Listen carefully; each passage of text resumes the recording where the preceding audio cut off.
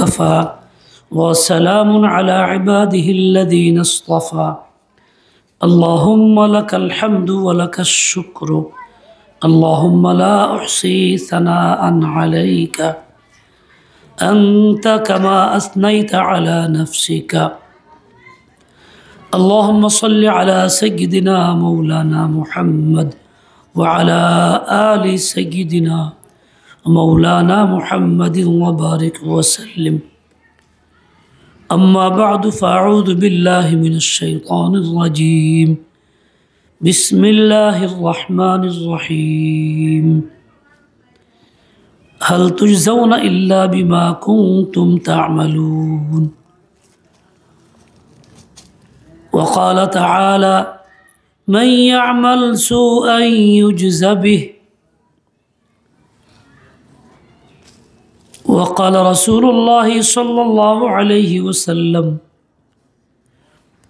من لم يكن عنده ورع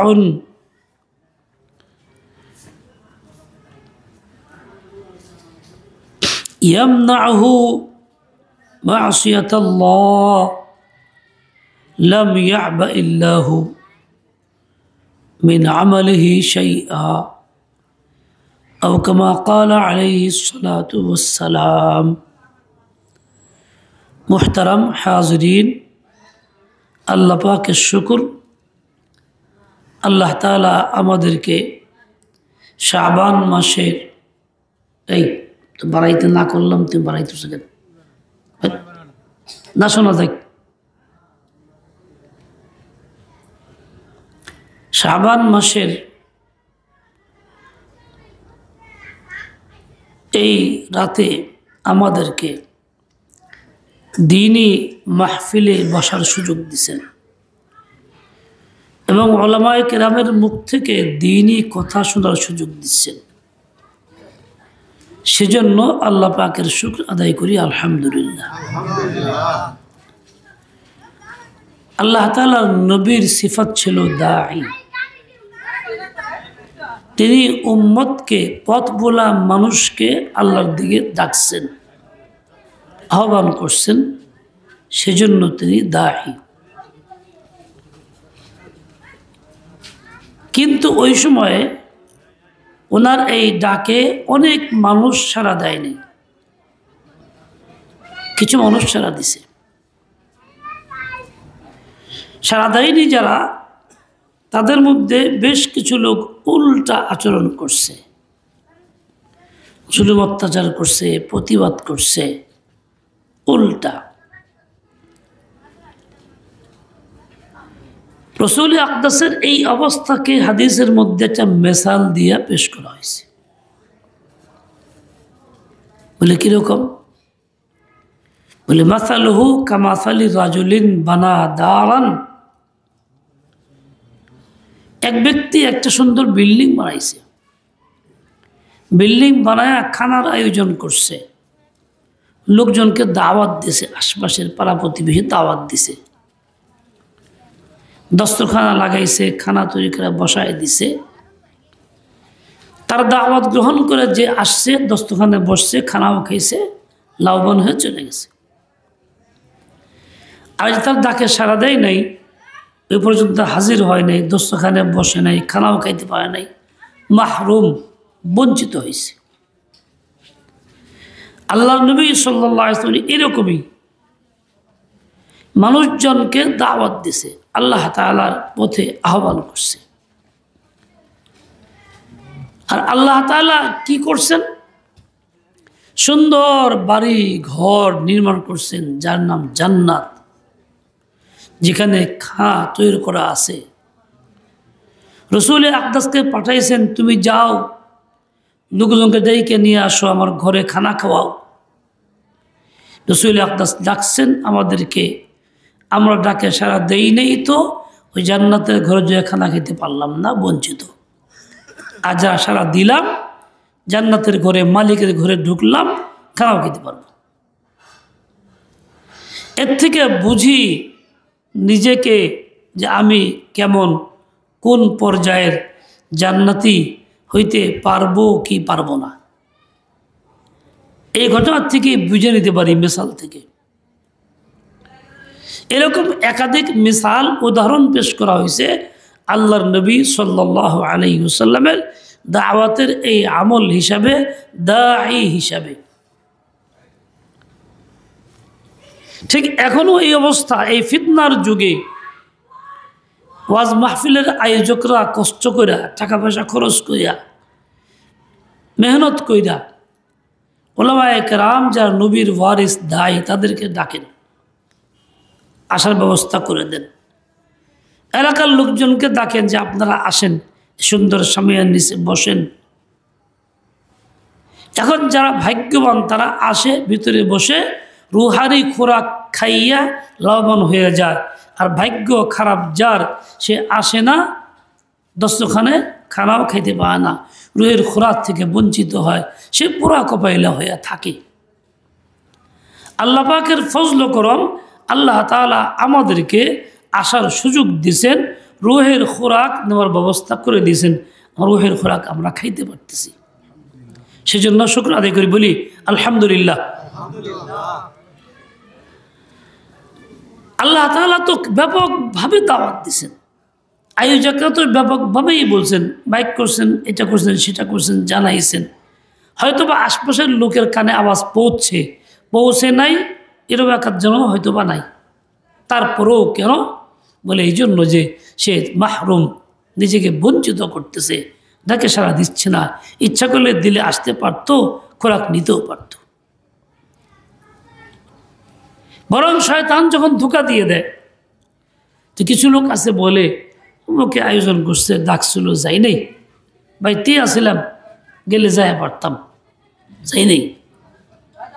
এই কথা বন্ধু বান্ধবের সঙ্গে আলোচনা করে নিজে গর্বিত যে আমি যাই নাই। আচ্ছা, যে এই কথা বলে যাই নাই, সে এই কথা বইলে কি এই লোকটার আয়োজকের কোনো ক্ষতি করতে পারতেছে? তা পারতেছে না। বরং নিজের কপাল পুড়তেছে, নিজেকে বঞ্চিত করতেছে। সে বঞ্চিত হইয়া বেউকুফ কইরা আবার গর্ব করতেছে।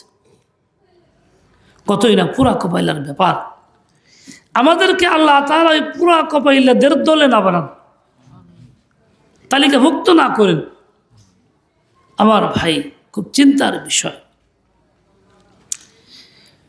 রাসূল আকরাম সাল্লাল্লাহু আলাইহি ওয়াসাল্লাম উম্মতকে এমন ডাকছেন যে একজন মানুষ ঝাঁপ দিয়ে আগুনে পড়তেছে, আরেকজন লোক তাকে ধরে রাখা পারতেছে না। এই যে কোমরে লুঙ্গি বান্ধার এই জায়গায় লুঙ্গির মুঠা ধরে টান দিয়ে রাখছে যে যাইস না তুই। আর ওই লোকটা তার শুদ্ধেও ছুটে যাবার চায়, তার মানে আগুনে ঝাঁপাইয়া পড়তে চায়। রাসূল সাল্লাল্লাহু আলাইহি ওয়াসাল্লাম রহমতের নবী কোমরে ধরে টাইন রাখার চেষ্টা করতেছেন। এরকমই ফিতনাপূর্ণ যুগে উলামায়ে কেরাম উম্মতের ওইরকম ব্যক্তিবর্গ যারা ভুল কইরা জাহান্নামের আগুনে নিক্ষিপ্ত হইতে চাইতেছে, তাদের ধরে রাখার চেষ্টা করতেছেন। উলামায়ে উম্মতের বড় ইহসান উম্মতের উপরে, কতই না ইহসান তারা করেন। যারা সত্যিকারে বুদ্ধিমান, ইহসান বোধ করে, নিজেকে এই জন্য বিনয়ী করে, তাদের শুকর আদায় করে, তার জন্য দোয়া করে। আল্লাহ তাআলা আমাদেরকে শুকরগুজার বানায় দেন। আমি কোরআনে কারীমের 2 জায়গা থেকে আয়াতের অংশ পড়ছি। এই আয়াতের এই সামান্যতম এই অংশটুকু সামনে রেখে মুখতাসার আলোচনা করার চেষ্টা করি। দোয়া করেন আল্লাহ তাআলা এমন কিছু কথা বলার তৌফিক আমাকে দেন যার দ্বারা আপনারও ফায়দা হয়, আমারও ফায়দা হয়। প্রথম কথা হলো এই, আমরা দুনিয়াতে যাই কিছু করি, আমাদের সকল কাজগুলি নজরে আছে। কার নজরে? বলেন, কার নজরে? আল্লাহর নজরে। আধুনিক যুগে সিসি ক্যামেরা লাগায় বিভিন্ন মালিকরা, যে কেউ যায় নজরে থাকে, কে আসলো, কে ঝুঁকলো, কে গেল, কোথায় ঝুঁকি দিল, কোথায় কি করার চেষ্টা করতেছে, এইসব।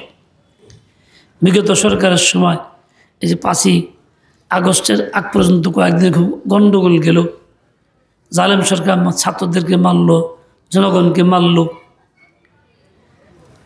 তার বাহিনী দিয়া ওই যে ঢাকাতে বড় বড় অফিস পোড়াইছে, এটা কিন্তু এমনি না। ওই অফিসের এই সিসি ক্যামেরা ধরা পড়ে গেছে, কেরা কেরা পড়লো, কেমনে গেল, কোত্থেকে বেরোলো, মিছিলকে আসলো না হেরাই করলো, সব কিন্তু এসে গেছে। মাখলুকের বানানো সিসি ক্যামেরা দিয়ে যদি ধরা যায় কে এই কাজটা অপক্রমটা করলো, তাহলে আল্লাহ পাক রব্বুল আলামিনের সৃষ্ট ফেরেশতা এবং এরকম অত্যাধুনিক মেশিন যা আল্লাহ তৈরি করে রাখছেন আমাদের নজরের আড়ালে, সেগুলি ধরা পড়বে না? পড়বে কি পড়বে না? এমনকি সামান্যতম কোনো ছোট্ট কাম, অন্যায় কাম যা বান্দা বুঝতে পারে না অন্যায়, সেটা পর্যন্ত আল্লাহর ক্যামেরা ধরা, ওটার মধ্যে রেকর্ড করা, নথিভুক্ত ফেরেশতা লিখে রাখতেছেন একেবারে যাররা যাররা। কোরআনে কারীমের সূরা জিলজালের মধ্যে শেষ দুইটি আয়াত, প্রথমটি ফামান ইয়ামাল মিসকালা যাররাতিন খায়রান ইয়ারাহ, দ্বিতীয়টি ওয়ামান ইয়ামাল মিসকালা যাররাতিন শাররান ইয়ারাহ। প্রথমটার অর্থ হলো এই, কেউ যদি সামান্যতম ছোট্ট থেকে ছোট্ট একটা দিকের কাম করে, এইটাও সংরক্ষিত, লিপিবদ্ধ, মাহফুজ। আল্লাহ তাআলা এটাকেও পেশ করবেন কিয়ামতের মধ্যে, দেখো তোমার এই ছোট্ট কাম দাও, আমি তোমার সামনে পেশ করলাম, তোমাকে দিলাম, তুমি যা করছিলে আমার কাছে রাখছিলা, এই যে তোমার ফেরত দিলাম। ছোট্ট আমলগুলি পর্যন্ত মিজানের পাল্লায় উঠাইয়া দেওয়া হবে, ওই লোকের পক্ষে দেওয়া হবে।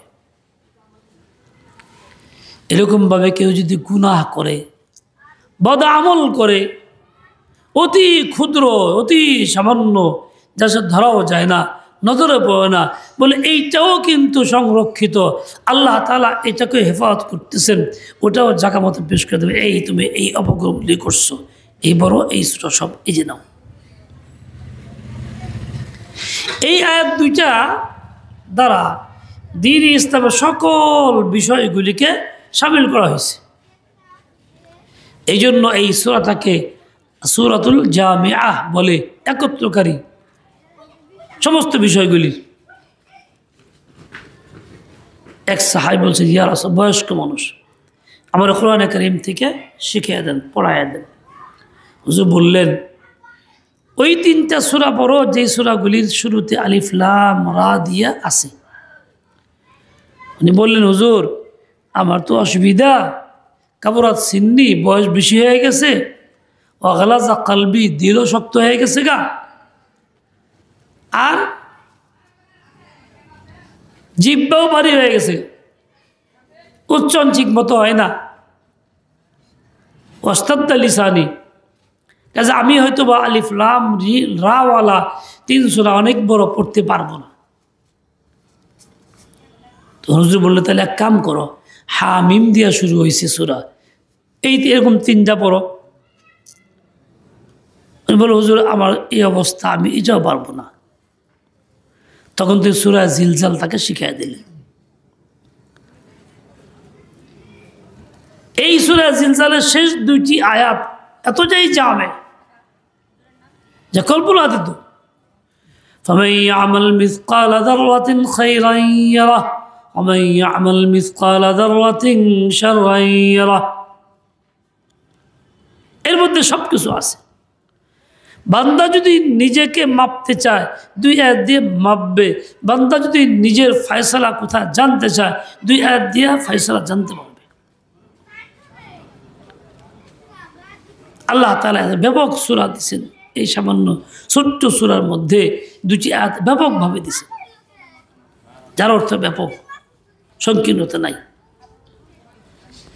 আমার ভাই রাসূল আকরাম সাল্লাল্লাহু আলাইহি ওয়াসাল্লাম তাকে এই ছোট্ট সূরাটা শিখিয়ে দিয়েছেন।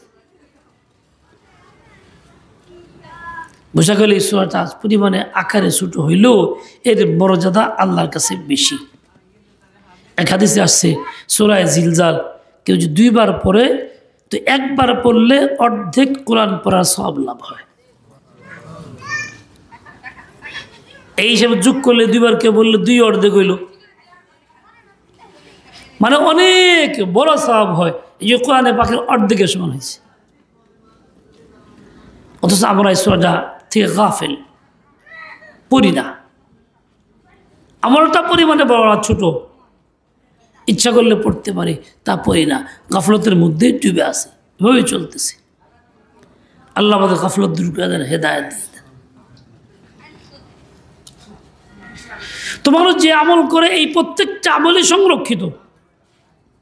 দুই রকম আমল হয়, নেকি আমল না গুনাহের আমল। নেকি আমল সংরক্ষিত, গুনাহটাও সংরক্ষিত। মুহাদ্দিসিন লিখছেন, তাকরীরের মধ্যে আছে যে আগের যুগে তো দোয়াতের মধ্যে কালি গুলাইয়া কমসি কলম দিয়া লিখতো ভরায় ভরায়।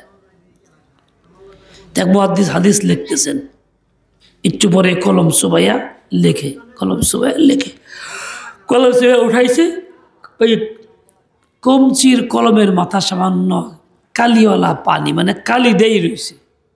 উনি হাত ধরে চিন্তা করতেছে, আর এই অবস্থায় ওইটার মাথায় পানির অংশের মধ্যে একটা মাছি এসে বইছে, বৈশা সুর ডুবাই দিয়া চুষতেছে পানি। উনি দেখলেন যে মাছি বইছে যার মাথায় চুষতেছে, উনি না খেদাইয়া দৌড় দিয়ে না করে চুপচাপ সুযোগ দিলেন তাকে। পানি যখন মাছি যখন পানিটা ভালো করে পান করে চলে গেল, আর লিখলেন, বলে আল্লাহ পাক রব্বুল আলামিন এই মুহাদ্দিসকে ক্ষমা করছেন, মাফ করে দিয়েছেন। কি জন্য?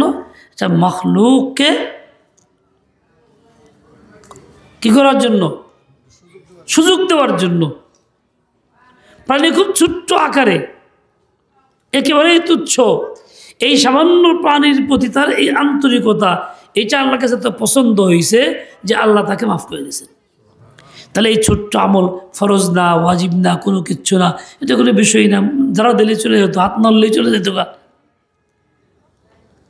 আর এইটাও আল্লাহ তাআলা বেকতে করেন নাই, জায়গা মতো লিখে রাখছেন, বেশ করা হবে। গোনা ক্ষেত্রেও ঠিক তাই। একেবারে ঘরের ভিতরে অন্ধকার কুঠির মধ্যে লোকজন নাই, দর্শক নাই, সাক্ষী নাই, কেউ কিচ্ছু নাই, ওইখানে ছোট্ট একটা চিন্তা করা, কেউ দেখে না, মোবাইলটা একটা নোংরা ছবি দেখি, মেয়েলোকের নোংরা ছবি দেখা শুরু করলো, কেউ দেখলো না, কিন্তু কে দেখলেন? কে দেখলেন? এই দুইটা চোখ তো আল্লাহ বানাইছেন, এর মধ্যে কত সব নিয়ামত আছে। শোনা যায় যে 13 লক্ষ কোটি খালি ক্যামেরাই এর মধ্যে আছে। সুবহানাল্লাহ বিহামদি, ভাবনাই মুশকিল। আর যখন এই চোখ দিয়া গুনাহ করা হয় গোপনে, নির্জনে বা যে কোনো সময়, এর জন্য সবচেয়ে বেশি ভয়ানক পরিস্থিতি হয়, ধ্বংস হয়। আল্লাহ তাআলা সরাসরি সমস্ত দেখান না, মাঝে মধ্যে দেখান। এই চোখ দুটা দেহের সর্বাঙ্গের আগে চোখ দুটার মধ্যে কিরা আক্রমণ করে মৃত্যুর পরে কবরে। যেই চোখ দিয়ে বেপরদা হয়, বদ আমলগুলি করে, বলে এই চোখটার উপরে কিরা এসে আগে লাগে, এই চোখটাকে আগে আক্রমণ করে মৃত্যুর পরে। এরপরে ওই লোকটার এই গাল তাল সব খায় ফেলায়, তার পেটের মধ্যে গিয়ে লাগে, পেটের মধ্যে ঢুকে পড়ে, বড় একটা বাটির আকার গোল বানায় ঢুকে পড়ে, খাইতে থাকে। যে পেটটাকে আজকে আমি তেলাক্ত খাবার দিয়ে ভরতেছি, হালাল হারামের পার্থক্য করতেছি না, দাওয়াত পেলেই খাইতেছি, বলে এই পেটটা ওই রকমই হবে।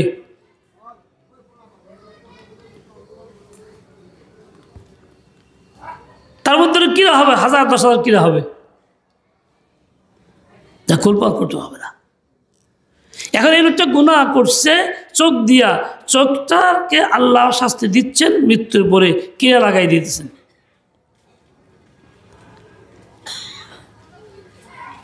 যেমন এই মৃত্যুর পরে এই ঘটনা ঘটবে, এটা আমাদের ঈমান বিশ্বাস, এটা ঈমান বিল গায়ব। ঠিক তেমনি জীবদ্দশাও কখনো কখনো আল্লাহ তাআলা ঘটনা ঘটায় দেন, এটাও মানতে হবে।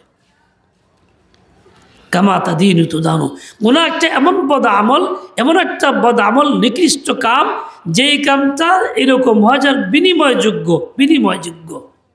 যার ক্ষতি ইচ্ছা ফিরে আসে। নেকি করলে যেমন লাভ হয়, লাভের উপকারিতা ফেরত পায়, উপকার হয়, গুনাহ করলেও তার ক্ষতি হয়, যে ক্ষতির রিয়াকশনটা নগদ ফিরে আসে, দুনিয়াতেও হয়।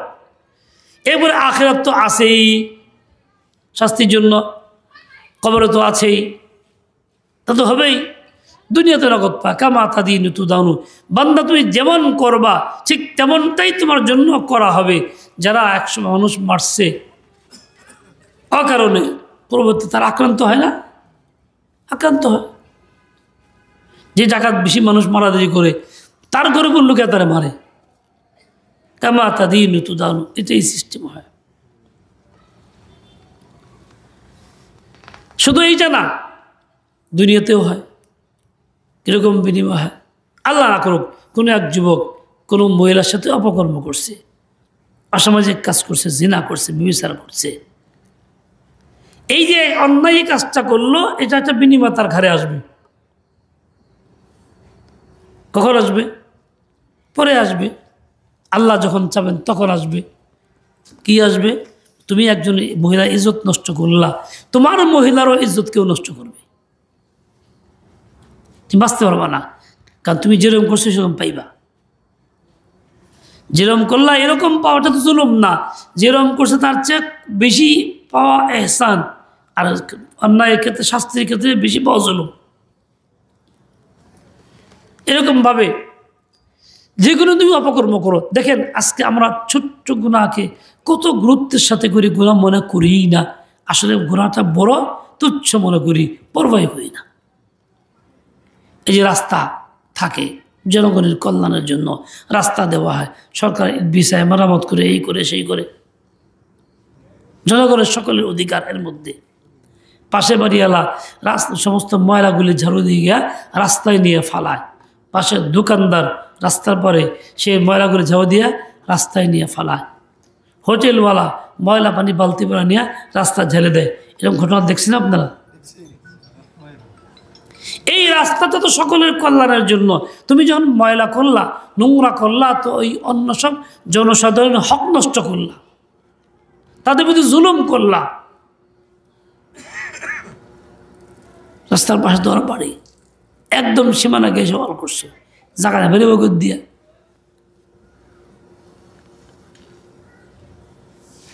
জায়গা থাকে না, তখন সে কী করে? বাইরের লেগে সরকারের রাস্তা দখল করে, আধা হাত পরে সিঁড়ি বানায়, ওই রাস্তার থেকে সিঁড়ি বানায়, হুন্ডা বানালে ঘরের ভিতরে রাস্তার কিছু অংশ তার দখলে নিয়ে আসে। এই রাস্তাটা এটা তো তার নিজের ব্যক্তি মালিকানা না, সে জুলুম করতেছে, 10 জনের হক নষ্ট করতেছে। এই যে এক হাত জায়গাও যদি সে এভাবে নেয়, তবু তার ছাড় নাই। আল্লাহ তাআলা কিয়ামতের ময়দানে ওইরকম বেইজ্জতি করবেন। ওই রকম সামান্যতম জায়গা একেবারে ছাত্রবক নিচ পর্যন্ত উঠাইয়া তার ঘাড়ে পেঁচাইয়া দেওয়া হবে। কতটা কঠিন বোঝা হবে তার জন্য। বলে এটার হিসাব দিতে হবে, তুমি কেন অন্যের জায়গা দখল করছো? কিংবা আরেকবারের জায়গা জমি চাষ করতেছো, তোমার বাতর ধাক্কায় তার বাতরে চলে গেছো, সীমা লঙ্ঘন করতেছো। তুমি যে কাজটা করলা, যে এমনিতেই শুধু পার পাওয়া যাবে না, এর শাস্তি তোমার আসবে, কোনো দিক দিয়ে আসবেই। হয়তো এই ধরনের ঘটনা তোমারও ঘটবে, কিংবা অন্য কোনো দুর্ঘটনা ঘটবে, তুমি তো বুঝতেই পারবে না কি হইল। আসলে আল্লাহর নিজামটাই এরকম, আল্লাহ তৈরি করে রাখছেন, নিজামটা এরকম। কামা তাদিনু তুদানু। এভাবে যতগুলি গুনাহ আছে, প্রত্যেকটা গুনাহই এমন যার বিনিময়ে ফেরত আসে, প্রফিট আসে।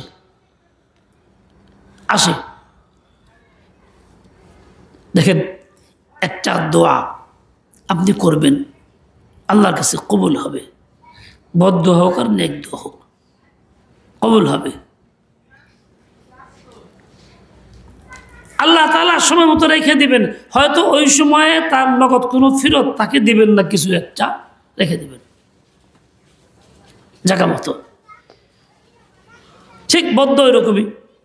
এক ছেলে, বাস্তব ঘটনা, এক মা একটাই ছেলে, আদর করে ছেলে খুব দুষ্টমি করে, চঞ্চল খুব বেশি, দিনরাত ওকে নিয়ে টেনশন। মা খুব বিরক্ত হয়ে যায়, মাঝে মধ্যে গালি যা দেয়। একবার এরকম ছেলে রাত্রিবেলা শোয়াইছে, ছেলে দুষ্টমি করতেছে, কইতেছে একবার যাও ভালো, যাস না কে, যা পারস না। বিরক্ত হয়ে মা বদ্ধ করতেছে। হয়তো ওই সময় তার কিছুই হবে না, স্বাভাবিক চলবে, সব কিছু করবে, পড়াশোনা করবে। এমন এক সময় একজন পড়াশোনা শেষ, চাকরি ধরবো, সব লকলকা হয়ে উঠছে, দেখতে শুনতে মানানসই, আখলাখ বলো, সকলে তার কথা, মিষ্টি কথা, খুব মুগ্ধ। এমন একটা সময় যখন আকর্ষণ বাড়বে, প্রয়োজন থাকবে, ওই মুহূর্তে দুনিয়া থেকে চলে গেল। কেন গেল? বলে ওই তোমার নিজের কৃতকর্মের ফল। তুমি যে কইছিলা, দোয়া করছিলা, বদদোয়া করছিলা, ওই সময় আল্লাহ বাস্তবায়ন করেন নাই, জমা রেখে দিয়েছেন, জাকামত করছেন। মাই আমাল সুআই ইউজজা বিহি, কেউ যদি কোনো গুনাহের কাজ করে, আল্লাহ বলছেন ওয়াদা, তার এটার প্রতিদান দেওয়া হবে, তার শাস্তি তাকে দেওয়া হবে, দুনিয়াতে এবং আখিরাতে, কবরের জিন্দেগিতেও। এর মধ্যে কোনো সার নাই। মাই আমাল সুআই ইউজজা বিহি। আমাদের মধ্যে অনেক গুনাহ আছে, অন্যতম একটি গুনাহ হলো অহংকার। এই গুনাহটা এমন মারাত্মক, দেখতে বোঝা যায় না। এই গুনাহের কারণে শয়তান হয়েছে। এই গুনাহের জন্য মানুষজন জাহান্নামে বদ্ধ হয়েছে।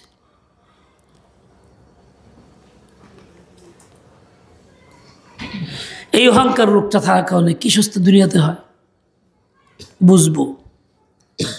কোনো এক লোক মারা গেছে, এখন আমার কাছে নিয়ে আসছে, 2-3 বছর আগের ঘটনা।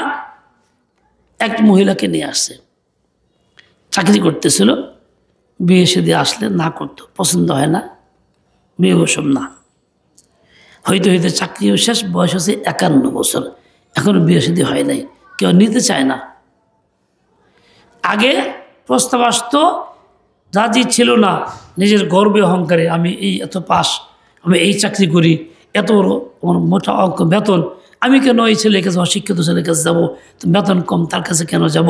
নিজের খুব গর্বিত মনে কইরা, অহংকারে লিপ্ত হইয়া খালি বাদ দিছে। এখন এমন হয়েছে, এখন কেউ আর তার কাছে আগাইয়া আসে না। এই জীবন চলে গেল, 51 বছর আর রয়েছে কি? এই জীবনটা এইভাবেই ব্যর্থ জীবন গেল। কিসের কারণে? তার একটা অহংকারের কারণে। এই কারণে, এই অহংকারের কারণে কত মানুষের জীবন বরবাদ হইতেছে, যা কল্পনা দিত। তাহলে এই বরবাদ হইতেছে যে এটা এমনি না, আল্লাহর ফয়সালা। কেন হইল? বলে সে যে একটা গুনাহে লিপ্ত, সে বুঝতেই পারে না কি গুনাহ, খবর তার নাই, হয়তো সে গুনাহ মনে করতেছে না। কোন এক লোক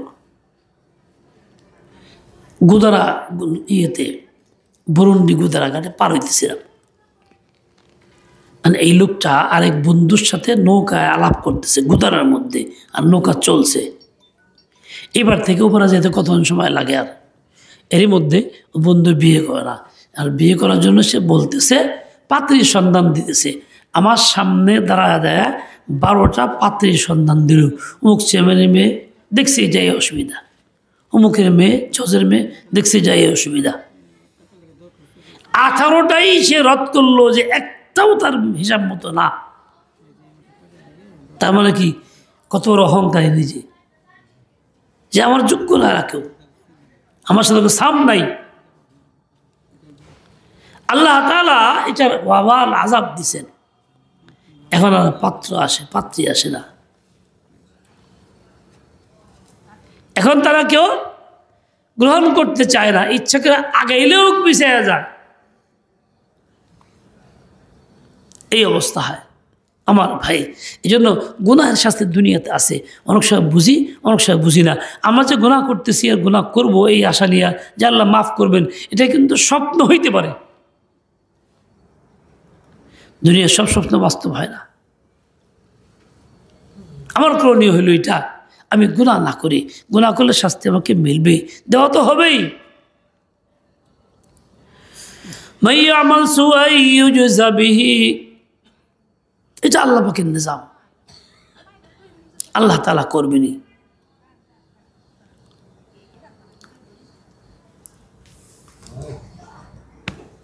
আবার উল্টা যখন কেউ নেক আমল করে গুনাহ হতে দেন, গুনাহ করতে শাস্তি পাইতে পাইতে একটা পর্যায়ে যায় যখন তার আর ঈমান থাকে না, ইসলামের প্রতি আগ্রহ থাকে না, আল্লাহ যার প্রতি আস্থা থাকে না, আস্তে আস্তে বিপর্যয় ঘটে, দিন থেকে সরে পড়ে গুমরাহির মধ্যে যায়, কাফের মুশরিক বেঈমান হয়ে যায়।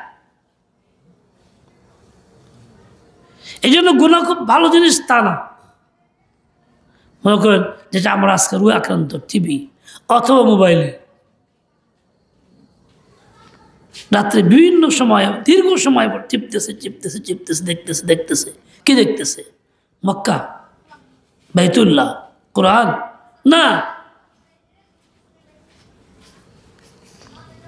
সে দেখতেছে গুনাহের দৃশ্য, চোখে গুনাহ হইতেছে। এর দ্বারা শাস্তি কি হইতেছে?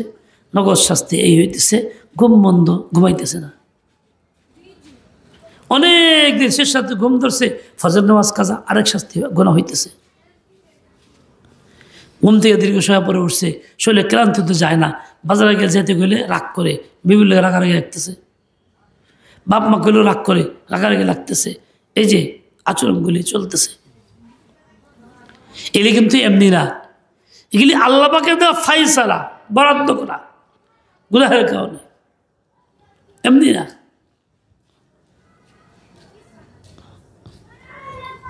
মান ইয়ামাল সুআন ইউজজা বিহি। এখন এই জন্যই আমাদের কর্তব্য হইল এই অবস্থায় না থাইকা গুনাহ ছেড়ে দিয়া তওবা কইরা জিন্দেগি বদলানো, আল্লাহ পাকের রহমতকে নিজের জন্য শামিল হাল করা, এটা আমাদের কাজ। একমাত্র এই ব্যবস্থার দ্বারাই সমস্যার সমাধান হইতে পারে, প্রয়োজন পুরা হইতে পারে, এছাড়া না। আমি আপনি যাইতেছি, মোকাবেলা করতেছি, মাখলুকের সঙ্গে মোকাবেলা করতেছি, পাল্লা দিয়ে চলার চেষ্টা করতেছি, এদের গুনাহ করতেছি, এদের মাখলুকের সঙ্গে মোকাবেলা হইতেছে। ও ভাই, মাখলুকের সাথে মোকাবেলা করে পারা যাবে? চান্দা লেগে পাবেন মারামারি করে? সূর্যের সাথে হুকুম দিয়ে বন্ধ রাখতে পারবেন? ধাক্কায় ফেরত যতই উঠিস না, পারবেন না।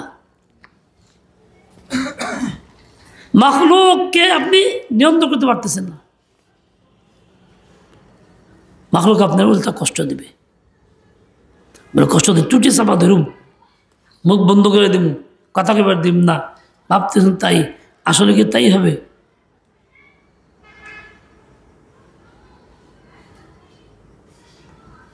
মান ইয়ামাল সুআন ইউজজা বিহি ওয়ালা ইয়াজিদ লাহু মিন দুনিল্লাহি ওয়ালিয়্যান ওয়ালা নাসীরা।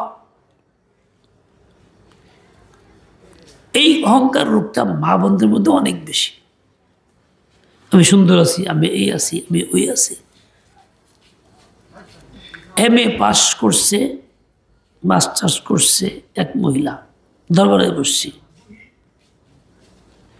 সে আল্লাহ তাআলার কি মর্জি, সে এমন অবস্থায় এসে গেছে, এখন সে কোনো কাউকে পরোয়া করে না। বাবার সাথে সম্পর্ক ভালো না, মায়ের সাথে সম্পর্ক ভালো না, যে বিয়ে হয়েছিল সম্পর্ক ভালো না, বিচ্ছিন্ন হয়েছে, এবং সে এখন ঘুরতে স্বাধীনভাবে এই কাজ করবো সেই কাজ করবো, মাথার মধ্যে নানান কল্পনা করে বুদ্ধি চলতেছে। একটা মেয়ে মানুষের জন্য ঘর সংসার বাদ দিয়ে এমনি একা থাকা খুব সহজ বিষয় না, তাও সে বুঝতেছে না, অহংকারের কারণে কঠিন অশান্তির মধ্যে আছে। সে বুঝতেছে আমি কাউ কোনো ক্ষতি করি নাই, আর তুমি তো নিজের ক্ষতি করছো, নিজের পায়ে কুড়াল মারছো, আল্লাহ তাআলা জাতের সিফত তাই না তোমার মধ্যে আনতে চেষ্টা করতেছো, বাধাপ্রাপ্ত হইবাই তুমি। এভাবে বরবাদ হইতেছে জিন্দেগি। আল্লাহ আল্লাহ আল্লাহ আল্লাহ আল্লাহ আল্লাহ মাফ করো। এই জন্য কোনো অবস্থাতে গুনাহ না করে, সে যে প্রকৃতিরই হোক, মনে রাখবেন মৃত্যুর আগে শাস্তি পাইতে হবেই হবে। ডাক্তারি নিজাম না পাইলেও মাখলুকের দ্বারা হেয় প্রতিপন্ন হবে, বেইজ্জতি হবে, জয়রখার হবে, লাঞ্ছিত বঞ্চিত হবে, হবে এটা। কিছুই না হোক তাও যদি না হয় এটা তো হবে। রিস্কের মধ্যে তঙ্গি আসবে, কমি হবে, রিস্কের ফায়সালা হবে না, তার অশান্তির মধ্যে দিন কাটবে, একবেলা খাবে একবেলা খাবে না। আর যদি আরও বেশি হয় তাহলে তো কথাই নেই।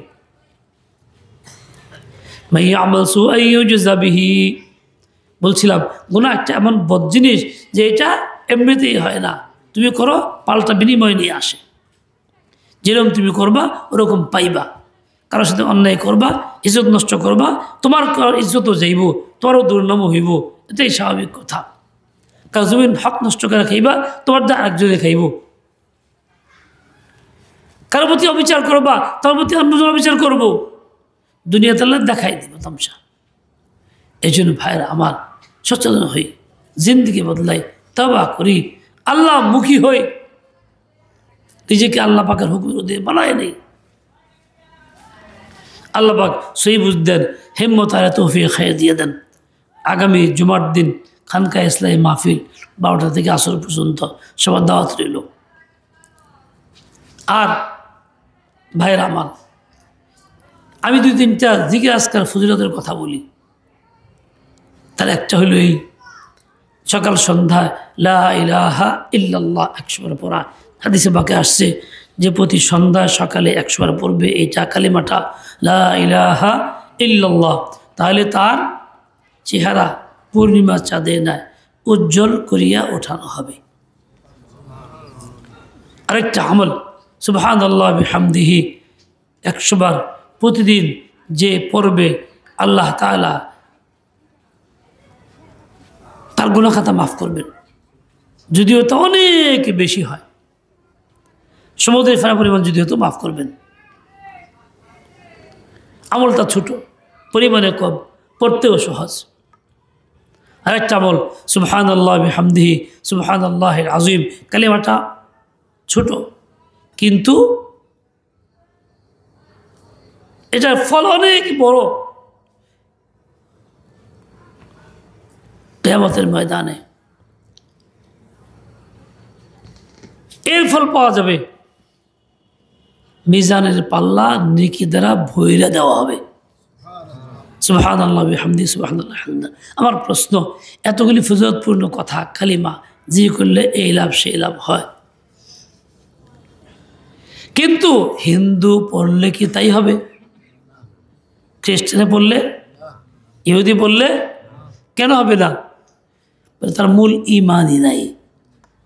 আমল নির্ভর করে ইমানের উপরে, আমলের বিনিময় নির্ভর করে ইখলাসের উপরে। সে তো ইমানই তো নাই, তো কেমনে সে বিনিময় পাইব?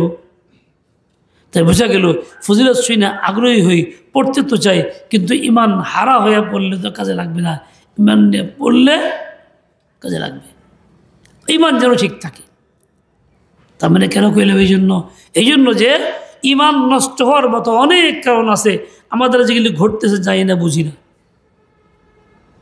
অনেক কারণ ঘটতেছে, অনেক কারণ আছে ইমান নষ্ট হওয়ার। তার মধ্যে একটা ব্যাপক কথা বলি, ইসলামের কোনো একটা হুকুম কে অপছন্দ করা, ঘৃণা করা, তুচ্ছ করা, অবজ্ঞা করা, গাফলতের মধ্যে থাকা, এটা এত বড় অপরাধ। এর দ্বারা ইমান নষ্ট হয়ে যায়, বিবি তালাক হয়ে যায়। একটাই কথা বলি, দেখেন পৃথিবীতে রাষ্ট্র ব্যবস্থা ইসলাম, যাকে বলে খিলাফত ব্যবস্থা, এর দ্বারা শান্তি আসতে পারে।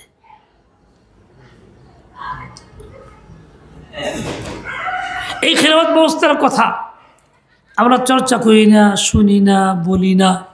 নামাজের কথা বলি, কালিমার কথা বলি, হজের কথা বলি, কিন্তু এই খিলাফত ব্যবস্থার দ্বারা সারা পৃথিবীতে সবচেয়ে শতভাগ শান্তি প্রতিষ্ঠিত হয়েছে, যা রাসূল আকরাম সাল্লাল্লাহু আলাইহি ওয়াসাল্লাম নিজে করছেন, হযরত আবু বকর সিদ্দিক নিজে করছেন, হযরত ওমর ফারুক করছেন, ওসমান গনি করছেন, হযরত আলী করছেন। এইরকম 4 খলিফা খিলাফত ব্যবস্থা কায়েম করছেন। যার নাম ছিল খিলাফত, রাষ্ট্র ব্যবস্থা, যার দ্বারা শতভাগ ইনসাফ হয়েছে, যেখানে ছিল দুষ্টের দমন, শিষ্টের পালন। কিন্তু ওই কথা বললে কই হুজুর এটা কই না, ওয়াজ করেন, রাজনীতি এই কথা বললে কেউ কে বলবে? কুসপিস ভাল লাগে না, অভ্যাস হয়েছে তো ধর্মনিরপেক্ষতার পক্ষে থাইকা, সকল ক্ষমতা জনগণ এই কুফুরি মতবাদের পক্ষে থেকে অভ্যাস হয়েছে, ওইটি ভাল লাগে, এটা ভাল লাগে না। যদি কেউ ঘৃণা করে, অপছন্দ করে, ভালো না লাগে, বাধা সত্ত্বে বলে এই লোকটা ইমান থেকে বের হয়ে যায়।